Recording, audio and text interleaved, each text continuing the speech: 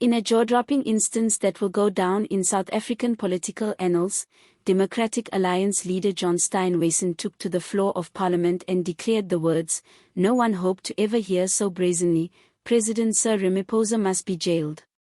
The dynamite declaration sent the chamber into shock with Parliament left reeling, and the waves have not ceased to make themselves felt since. The tension in the air prior to Steenhuisen standing up to speak was palpable, but nothing indicated that the opposition leader would strike with such a deafening blow. His voice had the weight of someone who knew his words would not only resonate in the chamber, but would echo far beyond its confines. Gasps were audible as ANC members shared nervous glances, and opposition benches exploded into cheers and whispers of admiration. The leader of the opposition did not hold back. The president was accused by him of being right at the center of corruption in the government, not merely turning a blind eye, but actively profiting from a faulty system. In his view, South Africa is not merely experiencing a political crisis. It is dealing with a moral breakdown, one headed by the very individual who is supposed to repair it.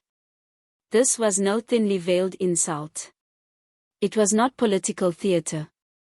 It was a call to legal action, for arrest, for accountability, for consequences. Steenhuisen's utterance crossed over into something more than criticism. It was a call for the state to hold the president to the same standards as any other citizen alleged to have done something wrong. The context to Steenhuisen's call is a lengthening roll of outstanding corruption accusations, both past and present. He referenced collapsed prosecutions, stuck investigations, and the curious treatment of high-profile ANC leaders embroiled in scandals that have cost the country billions. He portrayed Ramaphosa as a keeper of differential justice, accusing him of shielding friends while South Africa sinks under joblessness, inequality, and the persistent harm of state capture. Steenhuisen referred to disappeared government money, huge secret of tenders, and presidential silence at times when public confidence screamed for transparency. Most damningly, the president was charged with being in league with covering up those who emptied out state institutions, and he referred to this as a betrayal of the democratic promise for which so many South Africans bled. If Steenhuisen's address was fire, then the ANC reply was gasoline. The chamber descended into chaos. ANC MPs jumped up, yelling in protest, pounding on desks, and calling for the DA leader to withdraw his comment. The speaker's pleas for calm were lost in the den of outrage. But Steenhuisen held his ground. He would not apologize. He would not tone down his comment.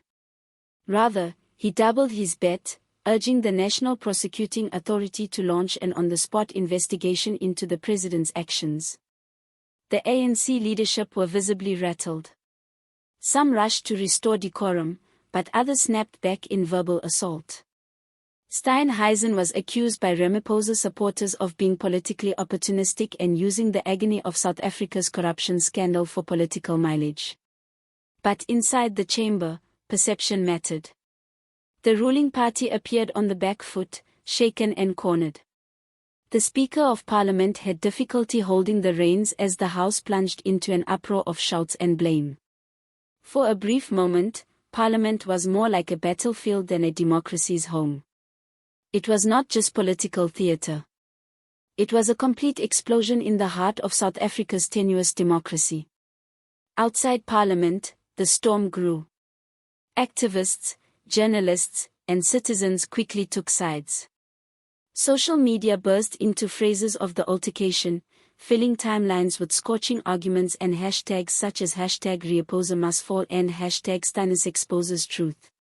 The country watched in real time as South Africa's political balance was set to be rocked by this altercation. In the following hours and days, President Ramaphosa said nothing. There was no press conference, no official statement, just an increasingly dense cloud of rumor. Was his silence a calculated move, a delaying tactic to allow him time to think and plan a response? Or was it a political panic, a demonstration that the president had been taken back by the extent of the assault? Either cause, his departure only ignited the firestorm further. For many now, this is a turning point, a real test of Ramaphosa's integrity, strength, and leadership. Will he stand up to the claims directly or fall back on the machinery of party protection and legalities for the ANC? The damage is already substantial. Steenhuisen's claims have intensified visible fissures in the ruling party. Youth formations, provincial factions, and irate veterans have started grumbling louder than ever before. The ANC had relied on its liberation heritage, loyalty, and struggle credentials for years. But with corruption charges mounting, governance failures intensifying, and faction fights boiling over into the open, even the loyalists are beginning to wonder if the movement has lost its moral bearings. The previously unimaginable idea of a sitting or ex-president being incarcerated is no longer locked away in titters. It is openly debated on national stages. Steenhuisen has forced the conversation into the mainstream's middle, putting the ANC in its place in a way that somehow feels historic. Political commentators have not hesitated to offer their views. Some have described Steenhuisen's appeal as irresponsible, likely to destabilize, and one too many in a sensitive democracy. Others opposed that it was unavoidable, a belated defiance of impunity at the highest political level. Whatever interpretation, nobody questions the seriousness of the hour. Average South Africans have also made their voices heard in taxi ranks, churches, campuses, and townships. Argument storm. Some regard Steenhuisen as a hero for having the courage to speak out loud what most matter in private. Others call him opportunistic for politicizing the country's suffering. But one thing is certain, he has changed the conversation. South Africa is used to political unrest. Yet this time it feels monumental. A bold accusation, an arrest call, a parliament in disarray, and a president besieged. All of it betrays a seismic change. This is no longer a matter of party politics. It is a matter of justice, truth, and the battle to restore integrity to a nation bruised by failed promises. With each passing day, pressure on Ramaphosa builds. Civil society organizations mobilize petitions. Opposition parties up their game with vitriol. International media have picked it up, using it as proof of South Africa's worsening governance crisis. The shock waves are international, embarrassing not just Ramaphosa, but the ANC is standing as Africa's one-time golden liberation movement.